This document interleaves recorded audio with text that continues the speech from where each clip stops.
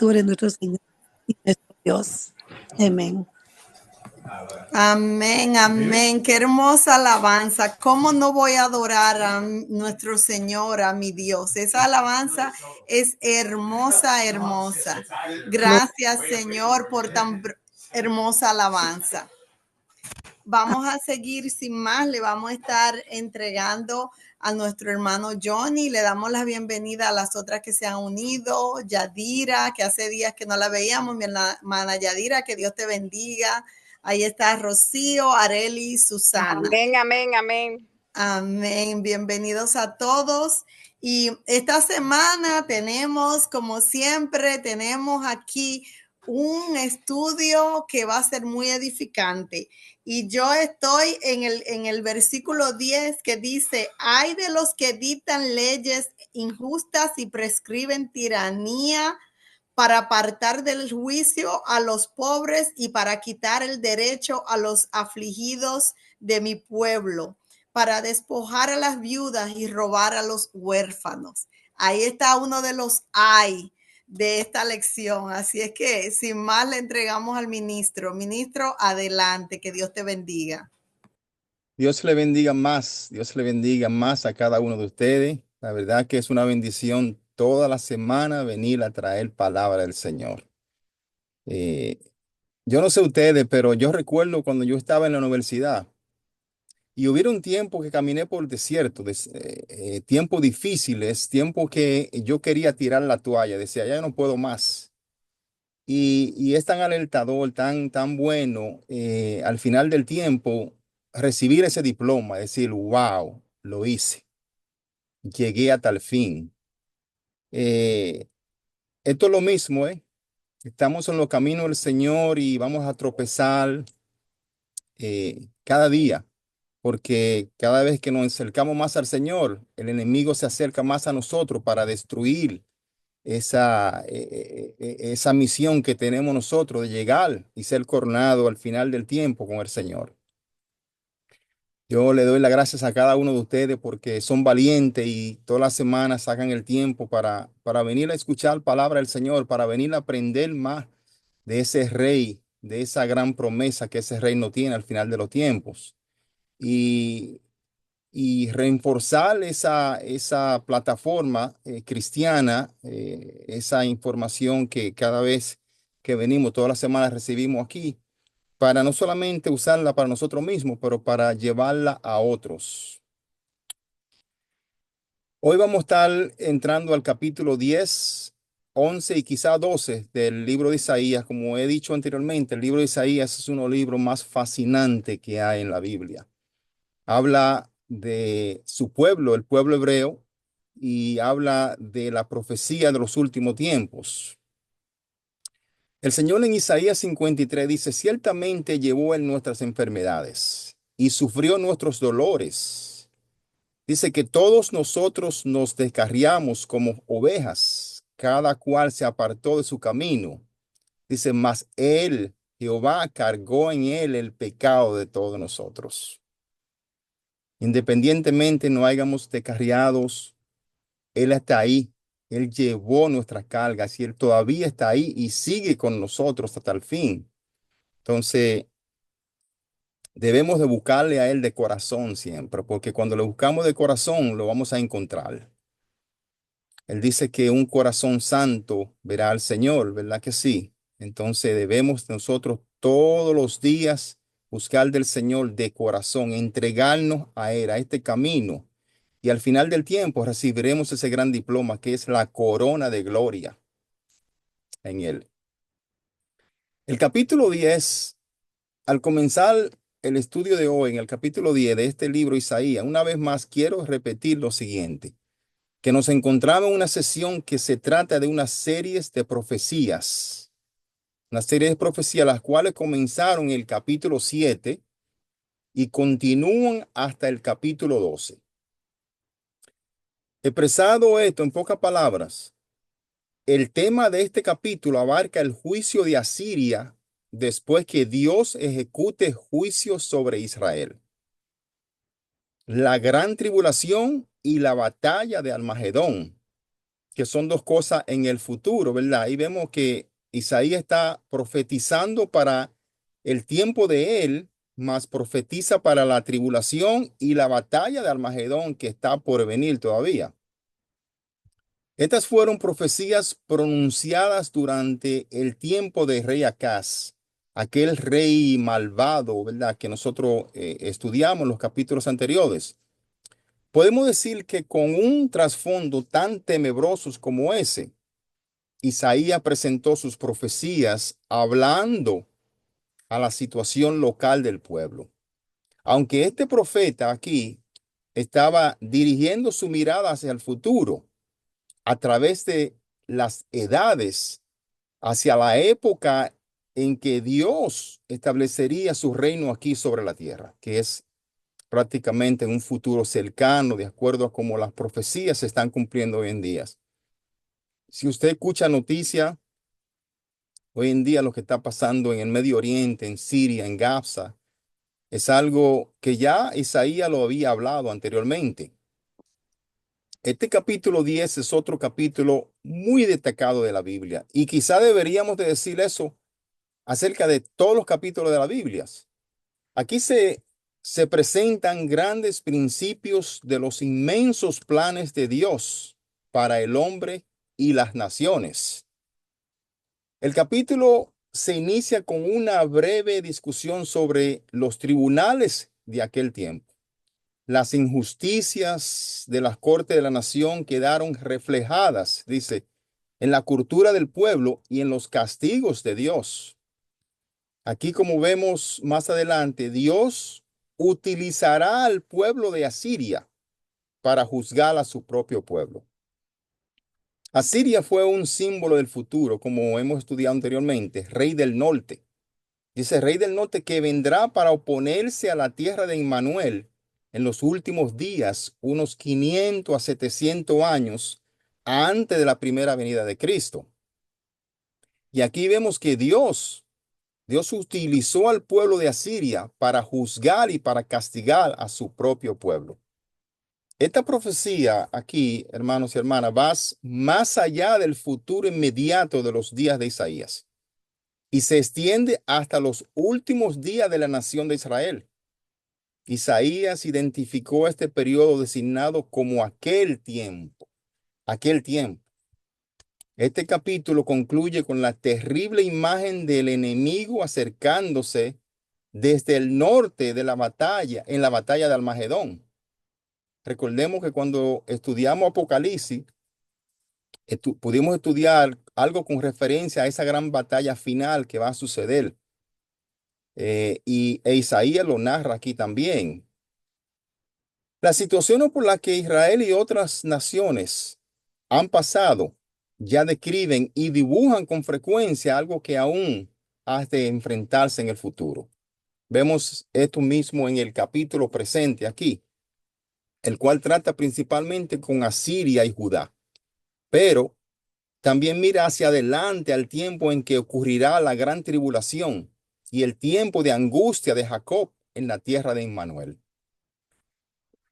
Si solo tenemos en mente estas dos aplicaciones de la palabra profética, podremos entender lo que se dice aquí en el capítulo 10. Y cuando entramos a los versículos 1 y 2, aquí vemos otro lamento pronunciado sobre lo que en su orgullo y egoísmo decretan mandatos injustos para legalizar su opresión de los pobres, como leyó la hermana Jane ahora mismo, y para enriquecerse a sí mismo a expensa de los huérfanos. Quiero que recuerden algo, los monopolios no son nuevos. Es algo que ha existido desde la época de Isaías, de aquí el tiempo. En Judá, como en nuestras tierras civilizadas de hoy, estaban aquellos que veían bien aprovecharse de otros en circunstancias adversas y beneficiarse de la ruina de sus compatriotas menos afortunados, como sucedió en aquel tiempo. Todo esto, hermanos y hermanas, todo esto es odioso delante de un Dios de juicio. En el versículo 3 encontramos un aviso concerniente a un día de ajuste de cuentas. Los jueces injustos deben presentarse delante del gran juez. Todo aquel que escapa a la justicia humana deberá enfrentar a aquel gran juez y deberá, sí, deberá. Eso no hay escapatoria. Podemos quizá escapar de la justicia del hombre, pero de la justicia de ese gran juez que viene, no podremos escapar. Y aquí este versículo mira hacia el día final del ajuste de cuentas. En el versículo 4 encontramos estas mismas palabras que hemos encontrado en otros 3 versículos de las Escrituras. Dice, ni con todo esto ha cesado su furor, sino que todavía su mano está extendida. Dios parece encontrar siempre una manera de juzgar e incluso permite que sucedan cosas para castigar a la gente que ha pecado. Y esta palabra aquí permite, porque Dios es amor. Dios Dios no trae pecado. El pecado viene solo. Cuando usted se aleja de Dios, usted se aleja de la protección de Dios. Entonces usted es cubierto por esa oscuridad que trae el enemigo. Y aquí dice que Dios permite porque Dios se aleja de usted. Esa protección. Es como dice el Salmo 91. Si moramos bajo la sombra del Omnipotente, tendremos protección siempre. Pero algunas veces nos salimos de ese camino, ¿verdad que sí? Entonces nos comienzan a pasar cosas. Dios nos muestra en la siguiente sesión de las Escrituras aquí que Él puede usar a los asirios, por ejemplo, para conseguir lo que Él quiere. Observemos que cuando el Señor haya hecho toda su obra en el monte Sión y en Jerusalén, entonces es que los asirios serán castigados. Primeramente, Él lo va a usar como vara poderosa para cumplir su mandato, castigar a su pueblo porque ellos se han alejado, le han dado las espaldas a Él. Esto hemos de tenerlo en mente al estudiar este pasaje. Cuando el rey Acaz fue amenazado con una ruina total por los reyes de Israel, las tribus del norte y Siria, acudió al rey de Asiria en busca de ayuda. Solo para descubrir después que este codicioso gobernante aspiraba a tener el control total de todas las tierras, incluida Judá, la tierra del rey Acaz en ese tiempo.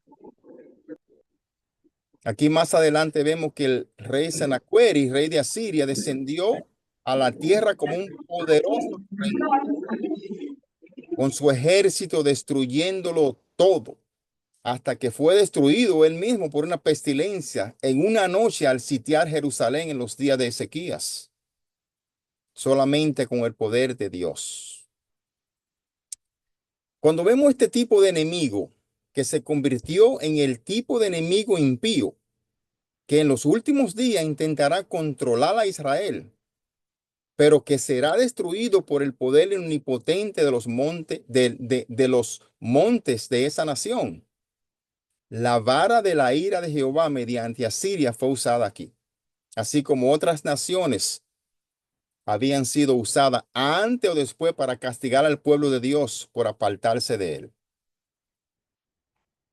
Hermanos, en el día en que se arrepientan, en el día en que se arrepientan, Él destruirá al enemigo que había traído desastre sobre Judá. Por lo que Asiria respeta, no se dieron cuenta ellos del hecho de que fue la vara del Señor Dios y Asiria iba a aprender la amargura experiencia aquí, de que tras haber sido usada para castigar a una nación desleal, una nación traidora como fue Israel con Dios, ellos mismos, Asiria, estaban destinados a sufrir una destrucción total, como lo vemos en el capítulo 6. O sea, aquí vemos que Dios usa a Asiria para castigar a Israel, pero la soberbia de Asiria fue tan alta que ellos creían que estaban haciendo las cosas por sí mismos y no se dieron cuenta que era el mismo Dios. Recordemos que Dios ama a todo, no hay excepción, no solamente al pueblo de Israel. Y recordemos que cuando el profeta Jonás fue mandado a Nínive para predicar, mucho antes de este siglo, del siglo en que Isaías predicaba, recordemos que todos se convirtieron cuando el profeta Jonás fue y predicó. Ese fue a Asiria. Pero después surgió este gran rey que olvidó todo eso y todo volvió a ser como era antes. ¿Ok? Se despegaron de aquel Dios porque ellos tuvieron un tiempo en que en realidad buscaron a Dios y se convirtieron todos ellos. En los versículos 13 al 19 dice, como Asiria no entendió que Dios lo estaba usando, se enorgullecieron como si ellos mismos lo hubiesen conseguido todo y hubiesen obtenido todas las victorias por su propia sabiduría y prudencia. Eso es un gran ejemplo para nosotros todos hoy en día, es verdad que sí, que algunas veces nos creemos grandes, algunas veces nos creemos inteligentes, algunas veces nos creemos más grandes que el otro, porque hemos adquirido títulos, hemos adquirido diplomas y queremos aplatar al otro y queremos ser más grande que el otro. Tenemos que tener cuidado con eso. Mientras más grandes seamos en esta tierra es porque Dios lo ha permitido y tenemos que ser más humildes. Dice uno de mis versículos favoritos de la Biblia es cuando el Señor dice, el mismo Señor Jesucristo dice, no hay uno más grande nacido de mujer que Juan el Bautista. Dice, pero, dice ese Señor, pero, el más pequeño en el reino de los cielos es más grande que él. Y eso es una enseñanza clara ahí que nosotros debemos de ser mientras más títulos tengamos, más sabiduría tengamos en este mundo. Tenemos que ser más humilde, más amoroso, llevar el amor de Cristo siempre.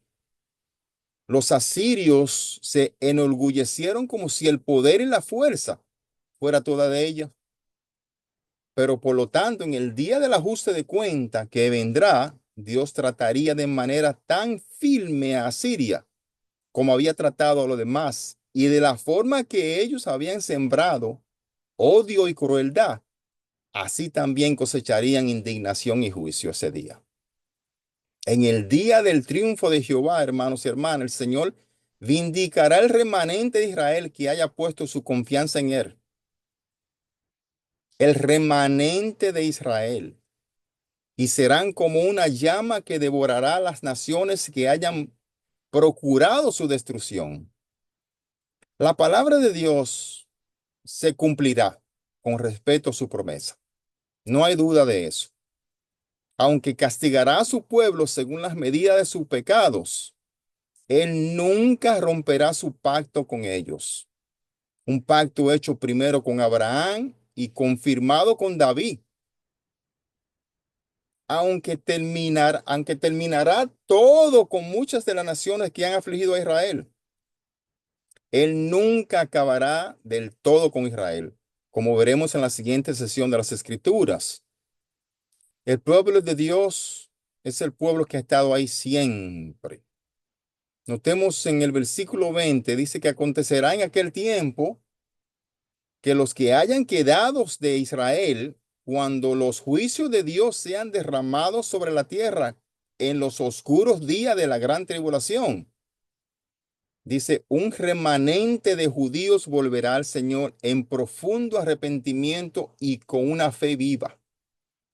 Un pequeño remanente de judíos. Estos demostrarán la grandeza y la misericordia de Dios, dice, y la fidelidad de sus promesas. Dice que ya no confiarán en la ayuda de los poderes que les persiguieron y les fallaron en su tiempo de necesidad, sino que encontrarán sus recursos y protección en el Dios mismo. La palabra profética es clara y está libre de toda oscuridad. Solo la incredulidad puede negar su aplicación definitiva sobre un remanente literal de los hijos de Jacob cuando se vuelvan al Señor en el tiempo de su gran prueba. Dice que entonces Él acudirá y será su ayuda, y Él salvará a la nación por ese remanente. ¿Por qué es tan importante ese remanente? ¿Por qué es tan importante el remanente de hoy? ¿Por qué fue tan importante el remanente en Egipto? Siempre hay un pequeño remanente que da rodillas, siempre hay un pequeño remanente que está orando no solamente por él mismo, por otros, como estamos nosotros hoy. Estamos aprendiendo la palabra del Señor para llevarla a otros. Sí, somos el pequeño remanente de este mundo hoy que vivimos. Tenemos que recordar algo, que no todo Israel es Israel. No todo Israel es Israel. La gran mayoría, como las arenas del mar, en el versículo 22, caerán en una total apostasía y serán destruidos de sus pecados. ¿Sí? Va a ser igual que aquel día cuando Coré, junto con Datán y Abirán y otros 250 jefes de la congregación, se levantaron contra Moisés y Aarón. Solo podemos leer en número 16, cuestionando el liderazgo y la autoridad de ellos que Dios le había dado.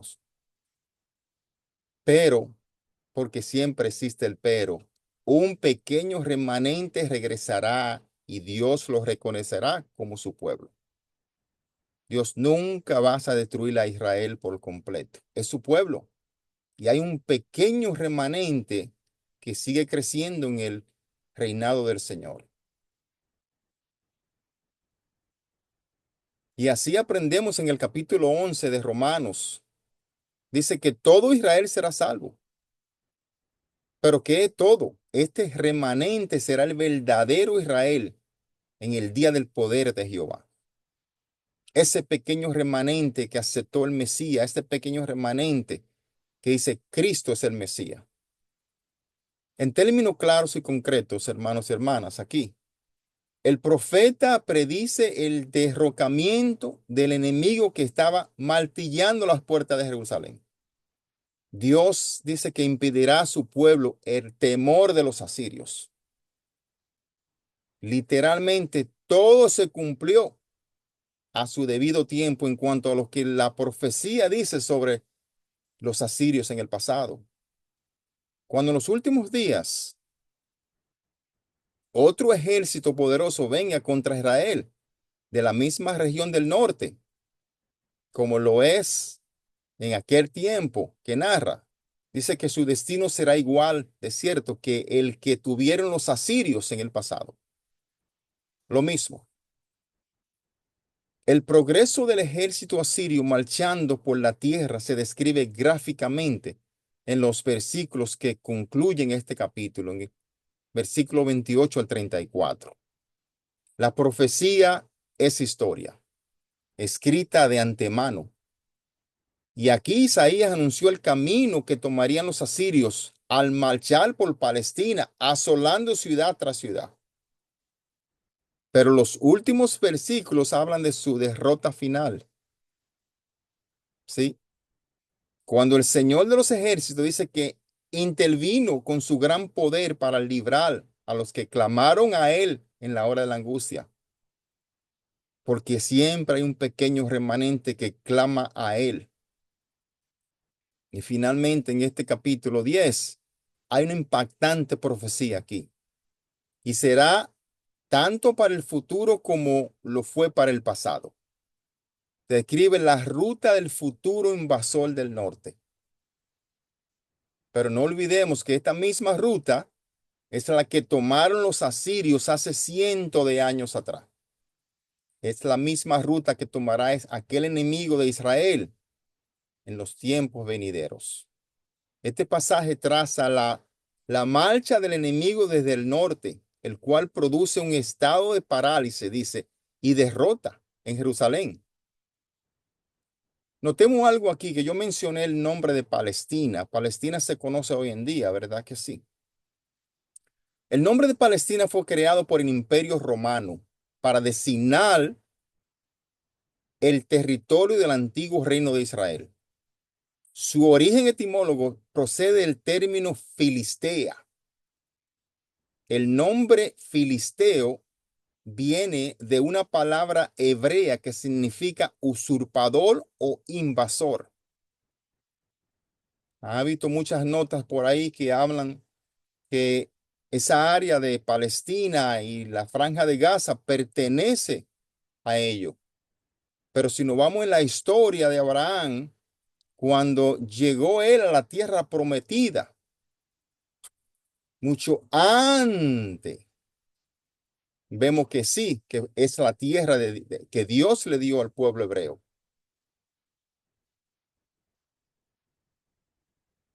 Entrando al capítulo 11 ahora, en el capítulo 11 encontramos como tema principal la persona y el poder del rey y el carácter y la calidad del reino.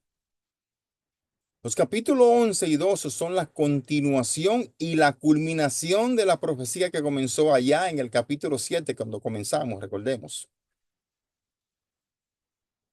El capítulo 10 concluyó con la llegada del rey para librar al remanente en Jerusalén del rey del norte.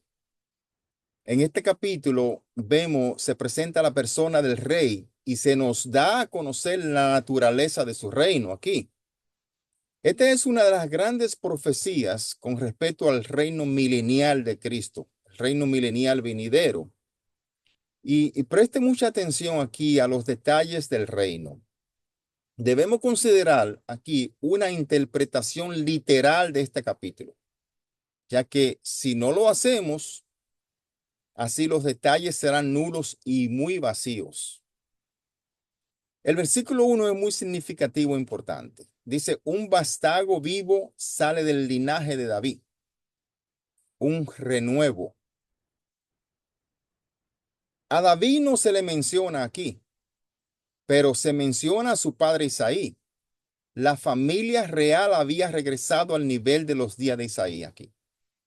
Encontramos aquí una referencia a la rama de Isaías 4:2. Este es uno de los títulos dados a Cristo. De nuevo veremos a Cristo delante nuestro como la rama en el capítulo 53 de Isaías. En el versículo tenemos a aquel que se presenta en Apocalipsis 1:4 como el que tiene los 7 espíritus de Dios, es decir, Espíritu Santo en toda la plenitud de su poder. Viniendo mediante un nacimiento virginal, dice, del linaje de David.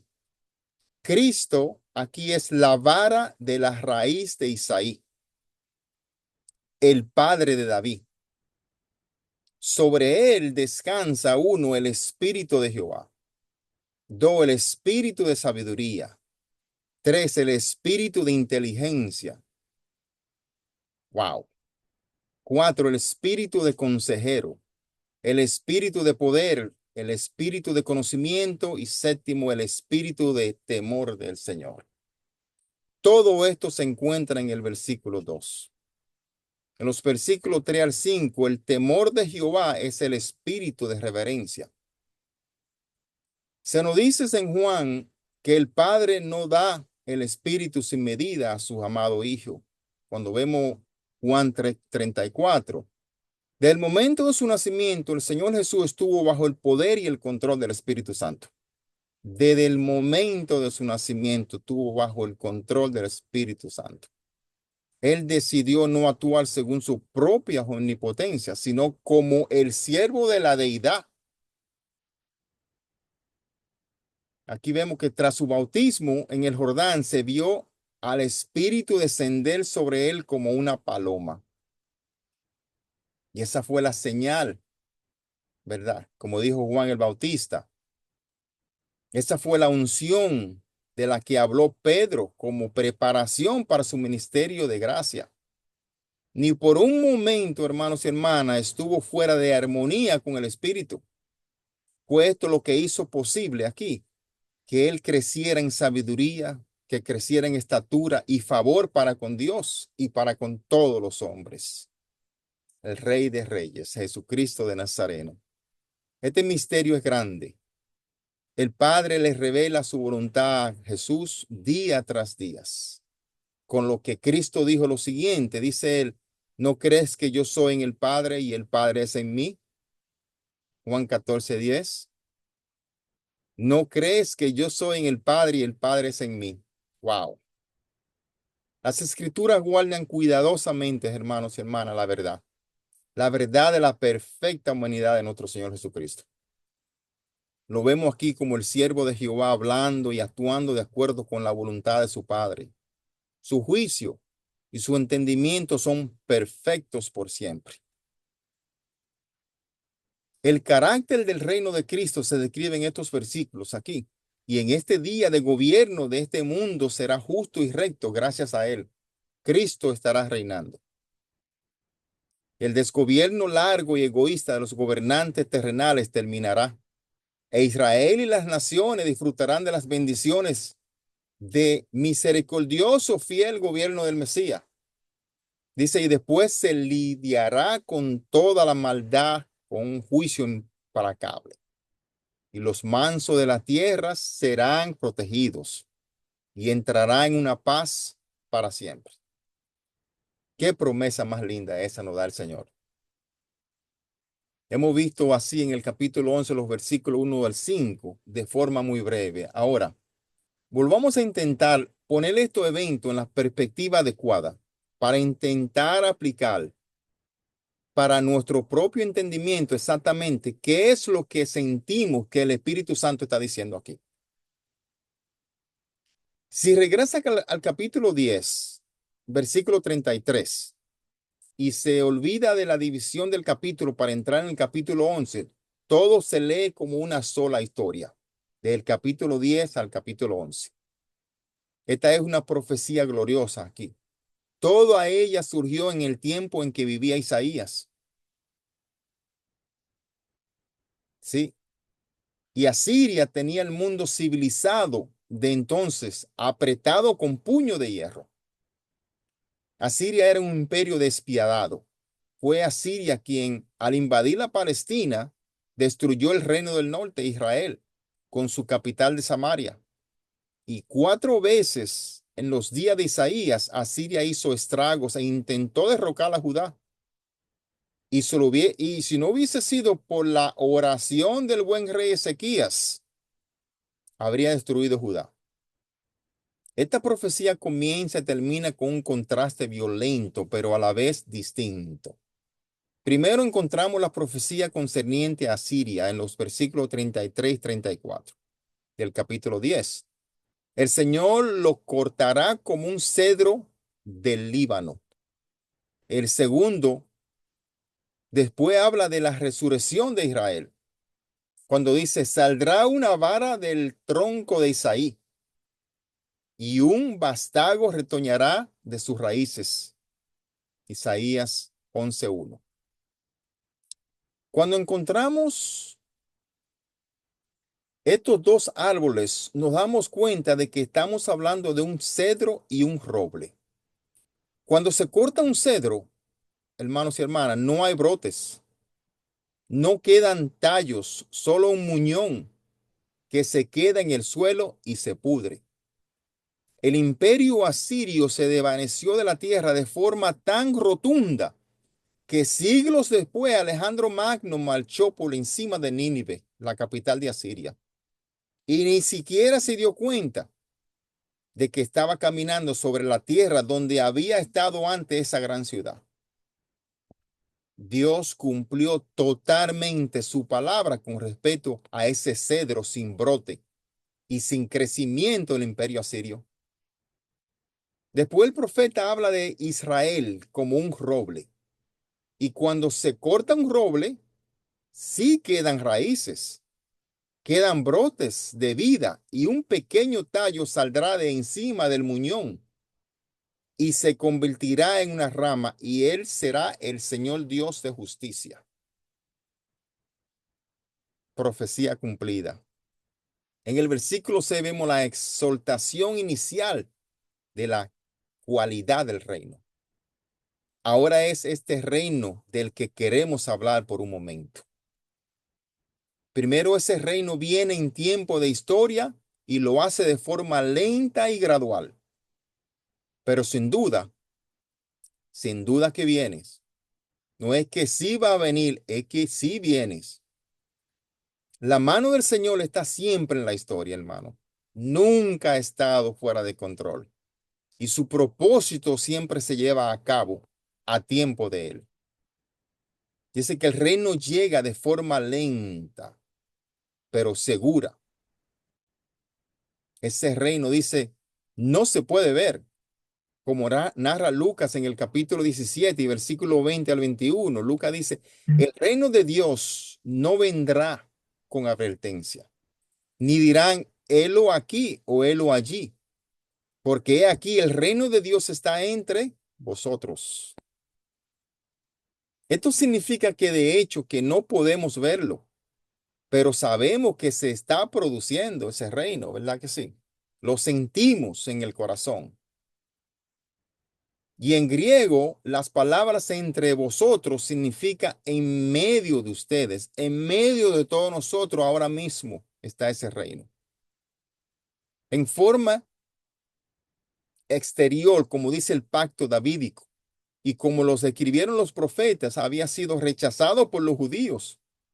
Así que durante esta era actual no vendría con advertencia o literalmente con una aparición externa, sino que vendrá en los corazones de los hombres. Hermanos, mientras tanto el reino realmente está en medio de ustedes o en medio de nosotros aquí, finalmente el reino del cielo vendrá con una aparición externa. Y segundo, el reino vendrá de forma abierta, repentina, rápida y gloriosa, como un reino literal abiertamente en la tierra. Romanos 11:25, el apóstol Pablo nos dice lo siguiente, dice, porque no quiero, hermanos, que ignoréis este misterio, para que no seáis arrogantes en cuanto a vosotros mismos, que ha acontecido a Israel endurecimiento en parte hasta que haya entrado la plenitud de los gentiles, la plenitud de la iglesia. Dice, y después el endurecimiento y el misterio que rodean al pueblo de Dios será eliminado. Lo que somos cristianos y vivimos en esta dispensación, somos herederos y ahora propietarios actuales de un pasaporte del reino literal de nuestro Señor Jesucristo, como lo dice la promesa. Este reino está descrito aquí en el capítulo 11 en detalle. El que reina como rey es Cristo, nuestro Señor. Él establecerá su reino y ese será su gobierno. Isaías 9:6 dice, y el principado sobre sus hombres, ¿qué principado? Este gobierno del que estamos hablando aquí en el capítulo 11 y que se describe detalladamente como un lugar que es literal y pacífico. Ahora tomamos la cualidad del reino que encontramos en los versículos 6 al 9. Este es un bonito cuadro aquí. En toda la creación de Dios, siendo librada de la esclavitud de la corrupción a la que fue sumergida por el pecado. Romanos 8:21 dice lo siguiente, porque también la creación misma será liberada de la esclavitud de corrupción a la libertad gloriosa de los hijos de Dios. Isaías dice en el versículo 9 lo siguiente, porque la tierra será llena de conocimiento de Jehová, como las aguas cubren el mar. Así es, literal. La tierra y la criatura que en ella hay serán como se describe aquí en los versículos 6 al 9. En el versículo 10, las palabras la raíz de Isaí son ya palabras conocidas para ustedes porque está hablando de un día futuro. Cristo, hermanos y hermanas, es la raíz de Isaí, como la rama de Isaí, y será manifestado en tal majestad, como si fuese una pancarta o una insignia que se juntara en torno a todo su pueblo. Y dice específicamente aquí, será buscada por las gentes. Toda la tierra entonces compartirá el gozo del que es tanto la raíz como la descendencia de David. Notemos esta última palabra del versículo 10. Y su habitación será gloriosa. Cristo encontrará su lugar de descanso en ese reino, y Cristo es nuestro descanso. En los versículos 11 y 13 encontramos de nuevo las palabras en aquel tiempo. El Señor alzará otra vez su mano para recobrar el remanente de su pueblo. Él no lo va a dejar. Observemos la palabra otra vez.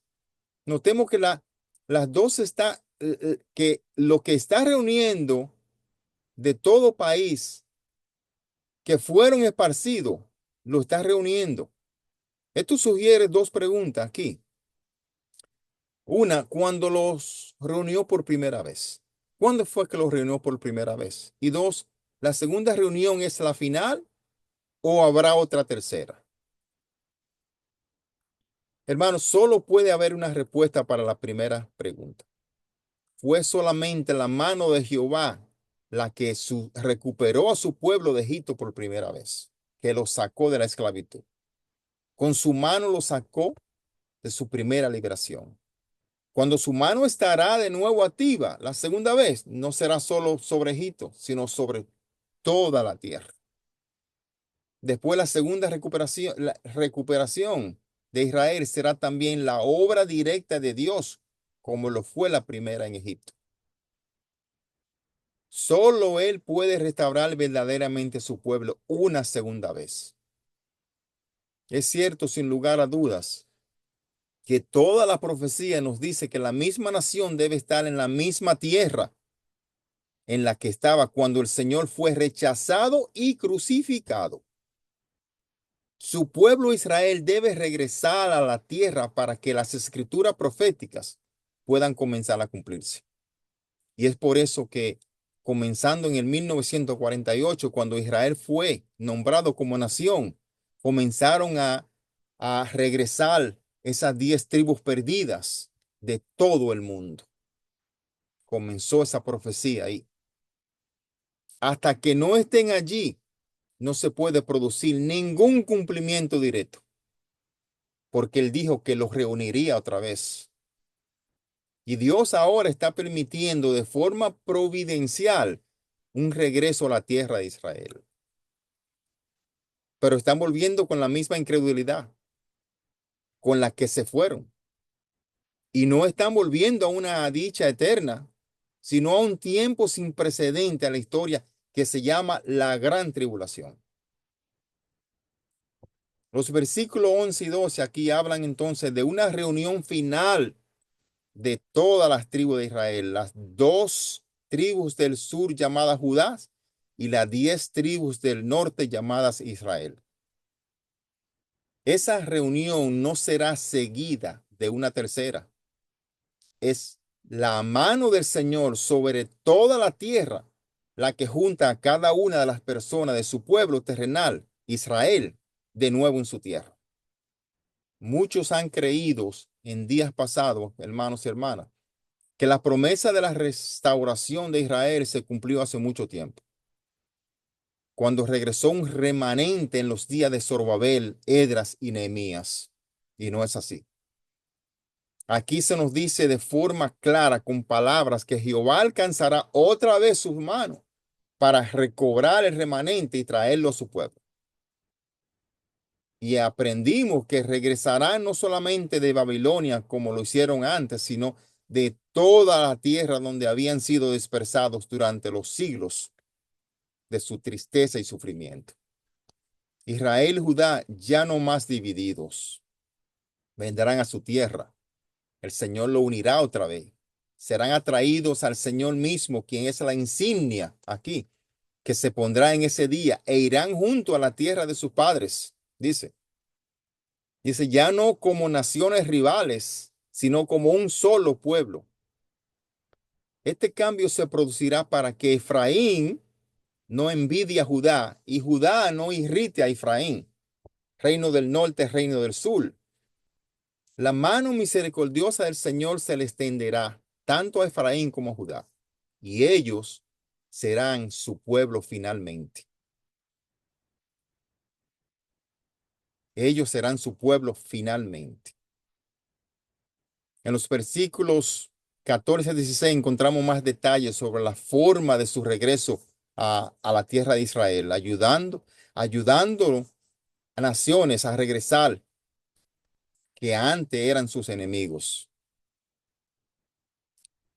Ciertos cambios geográficos aquí se indican que no cabe duda que serán afectados cuando los pies de nuestro Señor se posen sobre el monte de los olivos y se produzca un gran terremoto con resultados mucho mayores de lo que presagió el capítulo 14 de Zacarías. Aquí el capítulo 12 es corto. En este capítulo encontramos la adoración del Señor en su reino. Este breve capítulo, solo 6 versículos, realmente parece un salmo.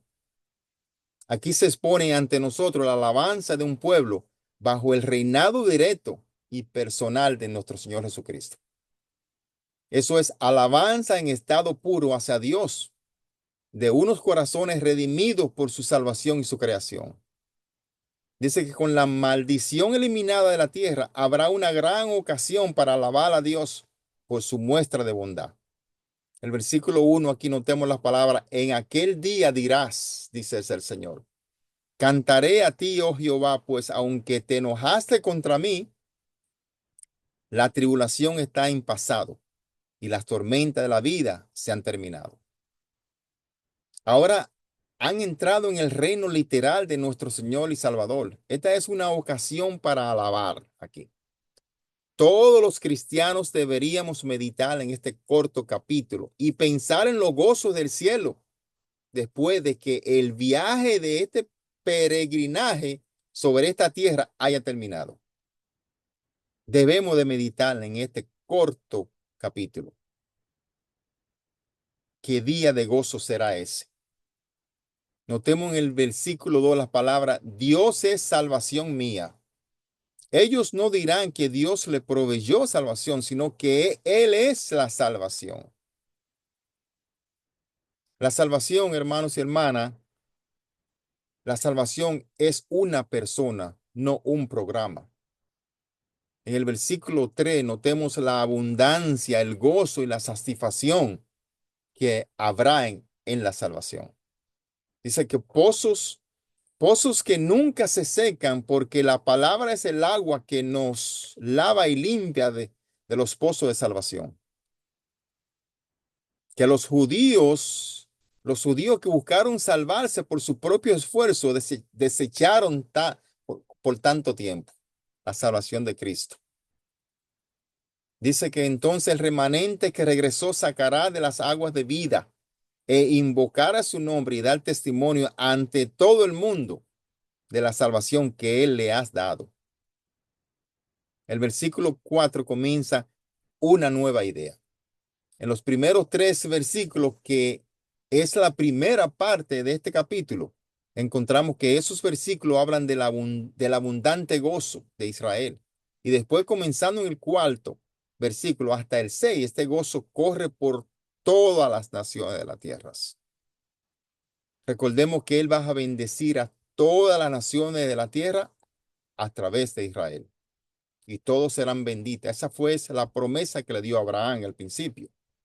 Este canto ha de ser entonado en el futuro, porque aquel día aún no ha llegado. Y tampoco se puede cantar mientras los judíos estén aún vagando en tierras extranjeras. Ellos tendrán que reunirse otra vez en su tierra. Hasta ese día, Jehová está sin lugar a dudas enojado con la nación de Israel. No por su idolatría, por la que originalmente fue deportado a Babilonia durante 70 años, no, sino que está enojado mucho más por la crucifixión por mano sin ley de su amado Hijo, y por no aceptarlo como el Mesías. Ese es el enojo grande de Dios.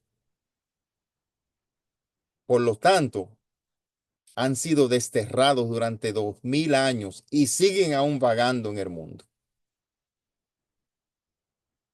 Pero incluso esa ira del Señor, hermanos y hermanas, tiene un límite, como se indica en el capítulo 10, versículo 25.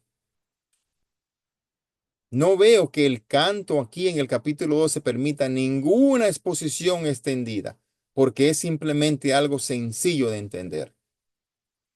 La nación renovada que regresó sacia primero su propia sed en la fuente de la salvación, y después las aguas fluyen a todos los pueblos de la tierra para que participen de ellos y del poder de Dios. Aquí concluimos con el libro de Emmanuel. Ahora llegamos al final del libro, aquí, con la conclusión. Aquí concluimos con el libro de Emmanuel, que comenzó en el capítulo 7, con el nacimiento de Emmanuel y traza su camino hasta que se le ve reinando como rey en el capítulo 9. Después el surgimiento de los asirios, cavando sus propias tumbas y amenazando a Jerusalén. Y después el remanente de Israel encuentra vida en el vástago y con su introducción como la rama. Y finalmente aquí en el capítulo 12, gracias al Señor pudimos completar. Israel se regocija y se ve el reino con un rey en los capítulos finales de esta sesión. Hermanos y hermanas en Cristo, sigamos fiel al Señor. Sigamos fiel al Señor porque las profecías se cumplen todos los días. Porque no es si se va a cumplir lo que viene, sino es cuándo se va a cumplir lo que viene, y es pronto. Las profecías se cumplen día tras día. No desmayemos, sigamos caminando en los caminos de Cristo, no solamente en el momento de esta palabra, sino las 24 horas. Oremos al Señor, pidamos al Señor por el don de fe, porque vienen tiempos difíciles donde dices el Señor que hasta los escogidos serán engañados. Tengamos cuidado. ¿Qué doctrina nos enseñan por ahí? ¿Qué profeta vienen a hablarle a usted? Para mí, y lo digo claro siempre, el único profeta hoy en día que existe es el libro sagrado de Dios. Ahí está todo. Él habla. Ahí está todo lo que Dios quiere hablar por usted. No hay otro profeta fuera de ese libro hoy en día. Si alguien viene a hablarle a usted palabras fuera de ese libro, no le crea. Como en los últimos tiempos dirán, he aquí, Cristo está aquí, camine a la derecha. Tenga mucho cuidado y no le vaya a pasar lo mismo que le pasó a la esposa de Lot saliendo de Sodoma y Gomorra. Hermano, que Dios le bendiga, que Dios le guarde y le dé paz. Gracias una vez más por estar aquí y nos vemos la próxima semana cuando comenzaremos el capítulo 13, 14 y 15. Dios le bendiga. Amén, amén. Aquí seguimos. Y ministro, yo tengo una pregunta y vayan preparando si alguien tiene pregunta o quiere agregar algo, este va a ser el tiempo. En el capítulo 11, en el 11:6, dice, morará el lobo con el cordero, el leopardo con el cabrito, se acostará el becerro. Eso es lo mismo que se dijo en Apocalipsis, en Tierra Nueva. Entonces, este libro que fue, ¿cuántos años antes de eso? 700. 100 años antes de la venida de nuestro Señor Jesucristo. Y sin embargo, lo mismo que está aquí está en el libro de Apocalipsis. Cuando yo estaba leyendo, yo dije, pero esto ya lo he leído antes. Es la visión que se le dio a Juan, la misma visión que se le dio a Isaías, se le dio a Juan del reinado de Cristo, donde no habrá enemistad, no habrá guerra, no habrá odio, todo será amor, donde el cabrito se acotará con el león y no se harán daño. Igual que en el gobierno de los 1000 años de Jesucristo en Apocalipsis. Amén. Ok. Y bueno, no tenemos que decirle nada porque los que siguen la geopolítica y ven las noticias pueden ver, porque aquí se habla en esto, se habla mucho de Asiria. Y me imagino que ustedes están viendo qué está pasando por ahí, que ellos han matado no sé cuántos cientos de cristianos, le han cortado la cabeza. Quiere decir que lo mismo que pasó en ese tiempo está pasando con ese mismo pueblo de Asiria. Ellos están haciendo lo mismo, es el mismo espíritu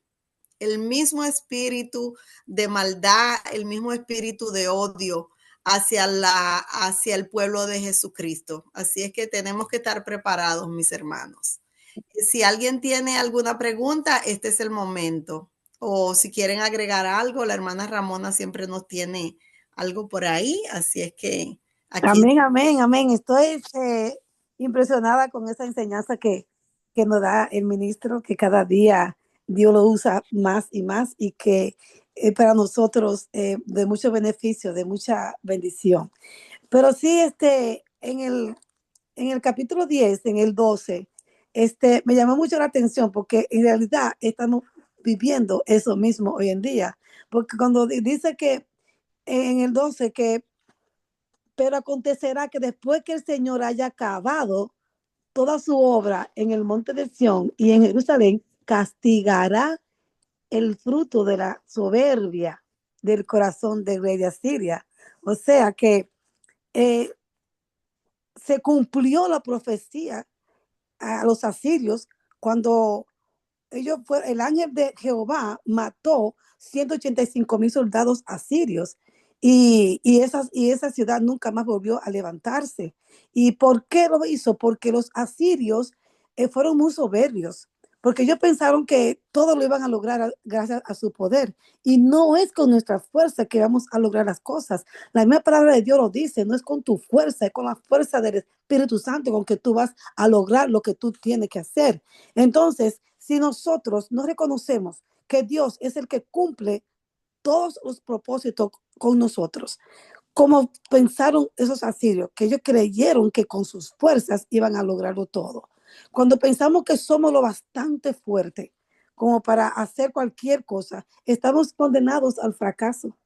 Estamos condenados porque nosotros tenemos que saber que la soberbia ciega a la gente y no le permite ver que el Señor tiene control supremo de todo.